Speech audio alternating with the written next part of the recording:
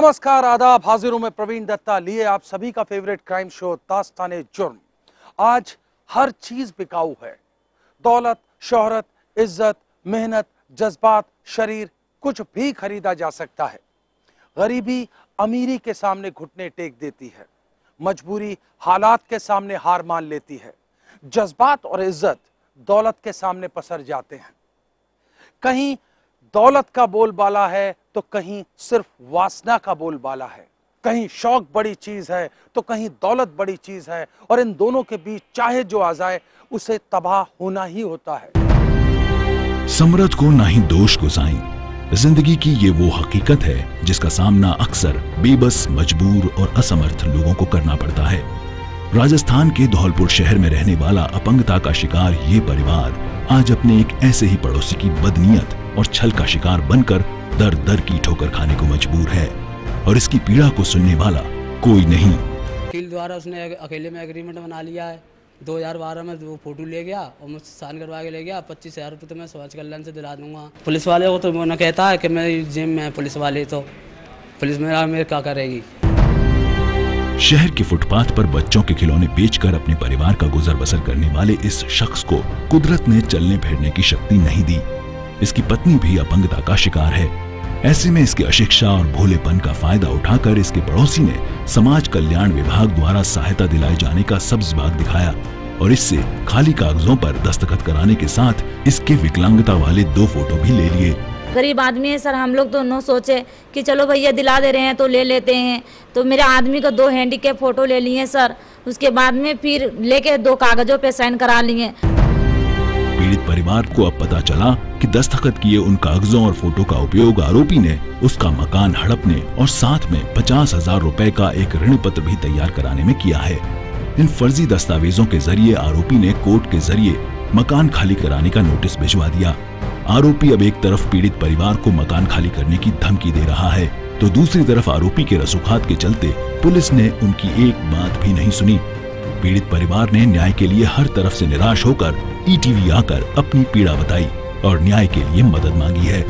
अपने सामाजिक दायित्व को निभाते हुए ईटीवी का ये प्रयास रहेगा कि पीड़ित परिवार को न्याय मिले और 2 जून की रोटी की चिंता से ये मुक्त हो। एक और सच से पर्दा उठेगा, लेकिन उससे पहले देखिए दास्ताने जुर्म सुपरफास्ट क्राइम हेडलाइंस।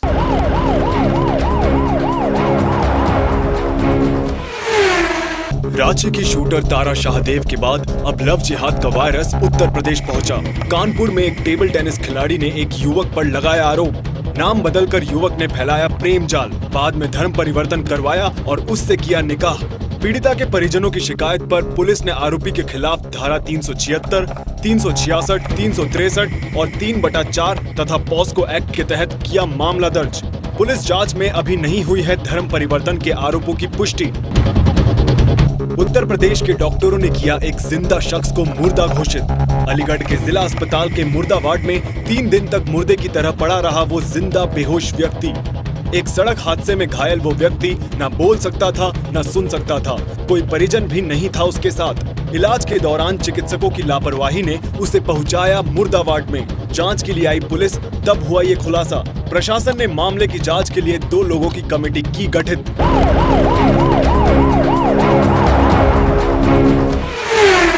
दास्ताने जुर्म के जरिए हम आपको लगातार बताते रहे हैं कैसे ब्यूटी पार्लर्स और मसाज पार्लर्स की आड़ में जिस्म का काला कारोबार चलता है।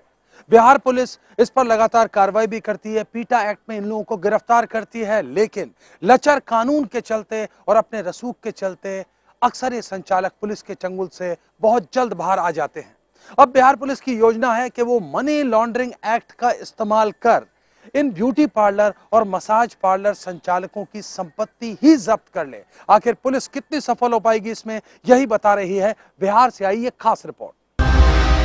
बिहार की राजधानी पटना में बेशक पुलिस शहर के सारे ब्यूटी पार्लर बंद कराकर इस बात का दावा कर रही हो कि इन ब्यूटी पार्लरों के जरिए चल रहा सेक्स रैकेट का कारोबार बंद हो गया है, लेकिन पुलिस के इस दावे की पोल उस समय खुल गई जब शहर की बोरिंग रोड पर स्थित बंद पड़े इस ब्यूटी पार्लर में चल रहे सेक्स रैकेट का पता पुलिस को चला। एक गुप्त सूचना के आधार पर पुलिस ने जब ब्यूटी पार्लर पर छापा मारा, उस समय एक युवती के साथ एक ग्राहक आपत्तिजनक हालत में पुलिस को नजर आया। पकड़ा गया ग्राहक पहले तो अपनी पहचान छिपाने की लाख कोशिश करता रहा, लेकिन जब पुलिस ने कड़ाई से पूछताछ की तो पता चला कि ये ग्राहक डिप्टी डायरेक्टर रैंक का एक सरकारी अधिकारी है। पुलिस ने युवती और इस ग्राहक के साथ इस सेक्स रैकेट को चलाने वाले 2 दलालों को भी गिरफ्तार किया है। कैमरे से अपना मुंह छुपा रहे गिरफ्तार दलालों से पुलिस पूछताछ कर इस बात का पता चला रही है कि ऐसा और कितने बंद ब्यूटी पार्लर में चल रहा है इस तरह का कारोबार। जुर्म की अगली सच्ची दास्तान आप देखें, उससे पहले लेते हैं छोटा सा एक ब्रेक।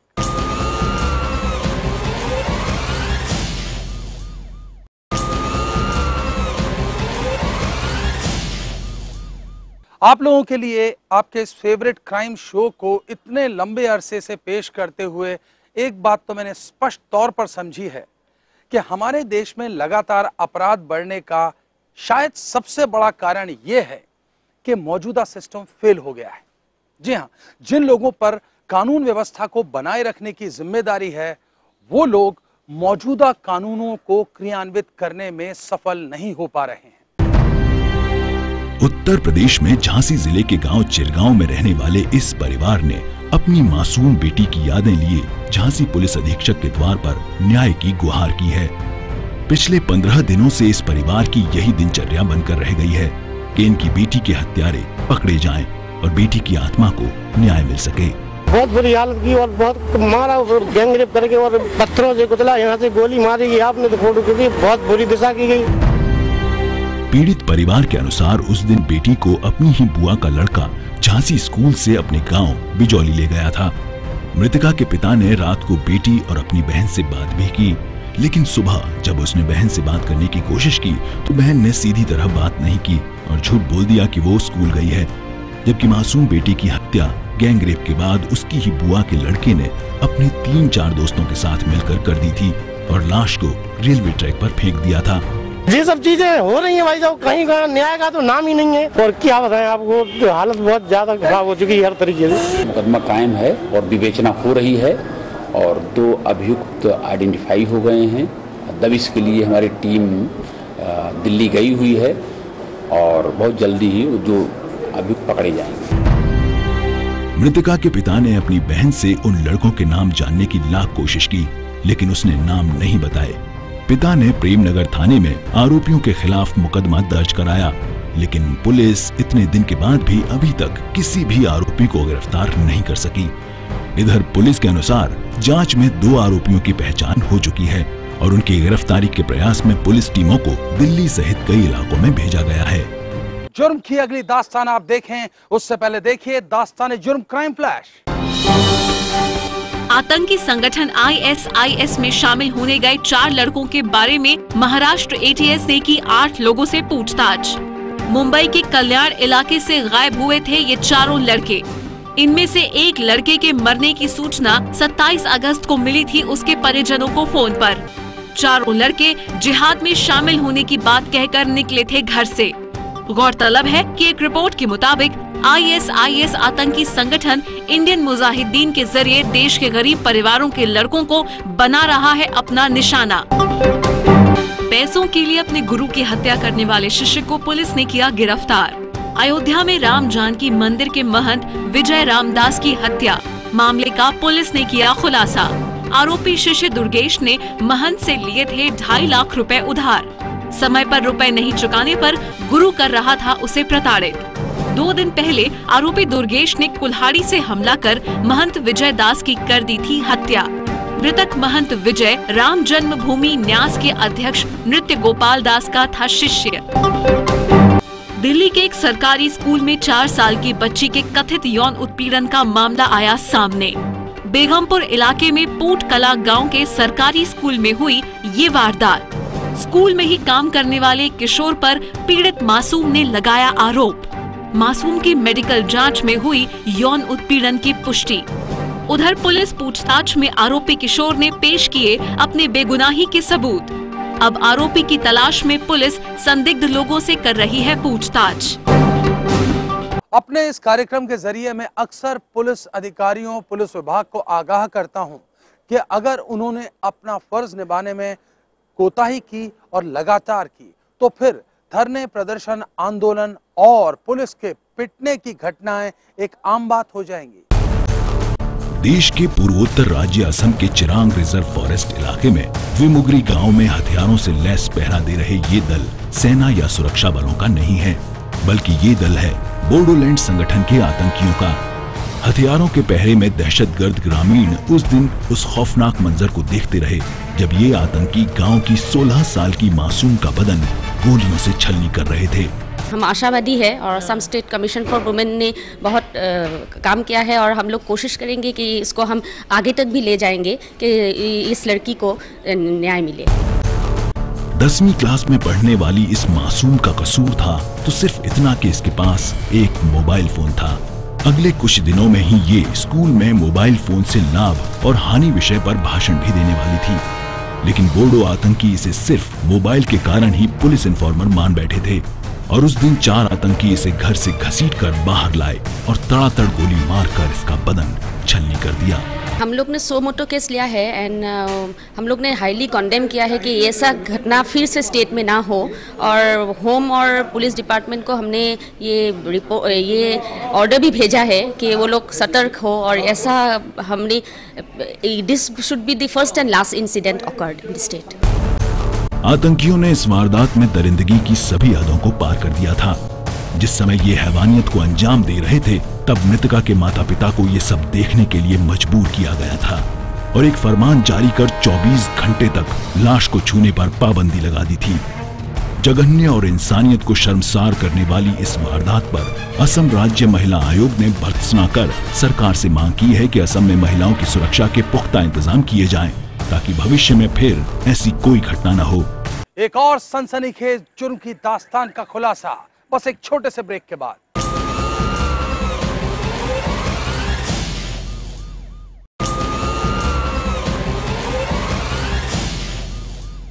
यूं तो अगर किसी को बिहार के आपराधिक परिदृश्य पर टिप्पणी करनी हो तो एक पूरी किताब कम पड़ेगी, लेकिन कभी कभी एक छोटे से वक्फे में हुए अपराध पूरी तस्वीर उकेर कर रख देते हैं।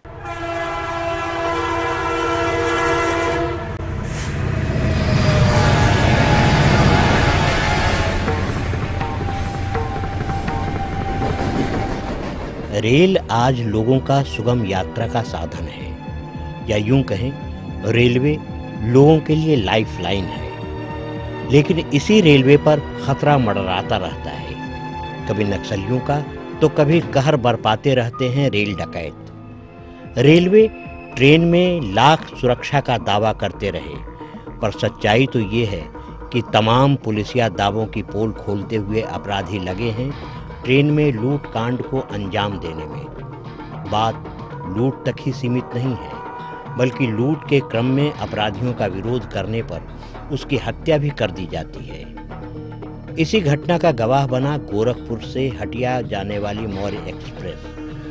बीते 16 अगस्त की देर रात जब ट्रेन हथीदा और मोकामा स्टेशन के बीच पहुंची तो डकैतों के गिरोह ने बोगी में उत्पात मचाना शुरू कर दिया। घटना रात के तकरीबन 1 बजे घटी। किऊल रेल मार्ग के रामपुर डुमरा के समीप डकैतों ने हथियार के बल पर लोगों को अपने कब्जे में लेकर लूटपाट करनी शुरू कर दी। जब लोगों ने विरोध किया तो लुटेरा गिरोह ने 2 को गोली मार दी। गोली लगे यात्रियों में से एक की मौत घटना स्थल पर ही हो गई, जबकि दूसरे की मौत इलाज के दौरान हो गई। देर रात चलती ट्रेन में हुई लूटपाट और हत्या के बाद पुलिस महकमे की नींद उड़ गई। कि पुलिस को रिएक्ट करने का मौका ही नहीं मिला। जब तक ये लोग उतरे तब तक बैकअप जो गाड़ी रुकी हुई थी, फिर गाड़ी दोबारा चलने लगी और बढ़ैया पहुंचे, क्रिमिनल तो ही उतर गए। फिर 2 आदमी उसमें मारे गए हैं, लेकिन सामान की बहुत लूट नहीं हो सकी। अभी तक जो सूचना है उसके अनुसार हाथीदा में ही क्रिमिनल चढ़े और 2 मिनट के बाद ही घटना हो गई और अगले 1.5-2 मिनट में बैकअप करके वो लोग उतर गए। साथ ही जीआरपी और आरपीएफ की टीम भी घटना स्थल पर पहुंचकर मामले की तहकीकात में जुट गई। मोकामा के हथीदा स्टेशन के समीप हथियारबंद लुटेरे मोकामा के पहले ट्रेन रोककर आसानी से निकल भागे। ट्रेन डकैती की सूचना पाकर पुलिस मुख्यालय से अगले दिन रेल एडीजी एसके द्विवेदी और रेल आईजी पंकज दराद मोकामा पहुंचकर घटना का जायजा लिया। साथ ही रेल थाने में अफसरों के साथ बैठकर डकैतों को जल्द से जल्द पकड़ने के लिए और साथ में ट्रेनों की सुरक्षा पर कड़ी नज़र रखने का निर्देश दिया। हम लोगों को भी अभी और आरपीएफ से ही इस प्रकार की सूचना मिली थी और बोधगया या राजगीर जिधर जो ट्रेनें गुजरती हैं वहाँ पर हम लोगों ने उस पर पर्याप्त मात्रा में मार्गरक्षण वगैरह और सभी स्टेशनों पर चेकिंग वगैरह की व्यवस्था करा रखी है। अनुसंधान तो एनआईए कर रही थी, हम लोगों को एक सामान्य अलर्टनेस में रहने के लिए निर्देशित किया जाता रहा है और हम लोग हैं भी, जो भी आवश्यक सुरक्षा एक मानक स्तर पर प्रदान किया जाना है उसको हम लोग दे रहे हैं। पुलिस अधिकारी ने डकैतों को दबोचने के लिए 5 टीम को गठित किया। टीम में कटिहार, लखीसराय, जमालपुर, बेगूसराय और पटना रेल पुलिस के कई अधिकारियों को शामिल किया गया। पुलिस ने लखीसराय, बेगूसराय और मोकामा में ताबड़तोड़ छापेमारी कर पहले 8 अपराधियों को धर दबोचा। आधा दर्जन से अधिक अपराधियों की गिरफ्तारी हुई है और इसमें पूरी टीम लगी हुई है। विशेष बात यह है कि इस केस को रेल पुलिस ने एक चुनौती के रूप में लिया है और आज मुख्यालय से आदेश हुआ है आईजी रेल को कि वो मोकामा में ही जाकर के कैंप करें जब तक फाइनल इसका डिटेक्शन ना हो जाए और रिकवरी ना हो जाए। तो आज वो मोकामा के लिए प्रस्थान किए हैं, वही कैंप करेंगे लोकल पदाधिकारियों से मिल करके उनके सहयोग से। और जिला पुलिस जो है उसको भी कहा गया है कि रेल पुलिस के साथ तालमेल करके और संयुक्त रूप से अभियान चलाए और ये अभियान आईजी रेल के निर्देशन में चलेगा। पकड़े गए अपराधियों का पुराना आपराधिक इतिहास रहा है। ये लोग पहले भी कई बैंक डकैती में शामिल रहे हैं। मौर्य एक्सप्रेस में डाका डालकर 2 यात्रियों को मौत के घाट उतारने के आरोप में रेल पुलिस ने घटना के 2 दिन बाद 3 और अपराधियों को पकड़कर जेल भेज दिया। पकड़े गए सभी अपराधी मोकामा, हथीदह, सिमरिया और बड़हिया के रहने वाले थे। पुलिस के अनुसार पकड़े गए अपराधियों के खिलाफ कोई ठोस सबूत तो नहीं मिले, पर कॉल डिटेल रिकॉर्ड में ये पता चला कि घटना के समय यानी शनिवार की रात वे लोग घटनास्थल के आसपास ही देखे गए थे। बाद में पुलिस ने निरंजन साव को गिरफ्तार किया। निरंजन साव के खिलाफ पुलिस को कई सबूत मिले। पुलिस के अनुसार इस डकैती कांड में उसकी अहम भूमिका रही है। इसकी पुष्टि मोबाइल के कॉल डिटेल रिकॉर्ड से भी हुई है। पुलिस ने वैसे तो अन्य अपराधियों को रिमांड पर लेकर पूछताछ की है, पर इस घटना में सीधे तौर से संलिप्तता से इनकार किया है। पुलिस की माने तो निरंजन साव का एक लंबा गिरोह है। 16 तारीख की रात में मौर्य एक्सप्रेस में जो घटना घटी है हाथीदह में, तो उसमें एसपी साहब के द्वारा लगभग 5 टीम गठन कर विभिन्न क्षेत्रों में छापामारी करवाने का निर्देश दिया गया था और लोकल थाने के सहयोग से भी छापामारी किया गया है, जिसमें अभी तक लगभग 10 से 11 लोगों को पकड़ा गया है। तो पकड़े गए लोगों से पूछताछ अभी जारी है। जो पकड़े गए हैं वो पूर्व में 392, 394, 395 के केसों में कई बार जेल गए हुए हैं, आरोपित हैं। ये गिरोह ट्रेनों में लूटपाट, डकैती और हत्या भी करता है। निरंजन के खिलाफ रेल थानों में कई मामले दर्ज हैं। रेल अपराध की दुनिया में निरंजन लंबे समय से सक्रिय है। इस चर्चित रेल डकैती में पुलिस की कई टीमें मोकामा आदि क्षेत्रों में कैंप किए हुए हैं। देखना होगा कि कब अपराधी पुलिस की गिरफ्त में आते हैं। वैसे भी रेल डकैती जैसी वारदात में ये पहली घटना नहीं है। हमेशा ही कोई न कोई रेल खंड पर डकैत अपना कहर बरपाते रहते हैं। इन सबों को देखकर रेलवे की सुरक्षा पर ही सवाल खड़े होते हैं। अगर आप भी अपने आसपास घट रहे किसी अपराध को दास्ताने जुर्म में देखना चाहते हैं तो उठाइए अपना मोबाइल फोन, मैसेज मोड में जाइए, टाइप कीजिए DEJ, स्पेस दीजिए, अपना और अपने शहर का नाम लिखकर भेज दीजिए 56000606 पर। अगर आपके पास हमारे कार्यक्रम के लिए सकारात्मक या नकारात्मक कैसी भी कोई प्रतिक्रिया है तो आप हमें पत्र भी लिख सकते हैं। हमारा पता नोट कीजिए, दास्ताने जुर्म, ETV 5/96A, भवानी सिंह लेन, भवानी सिंह रोड, सी स्कीम, जयपुर। और अगर आप इंटरनेट इस्तेमाल करते हैं तो आप अपनी प्रतिक्रिया हमें ट्विटर और फेसबुक पर भी दे सकते हैं।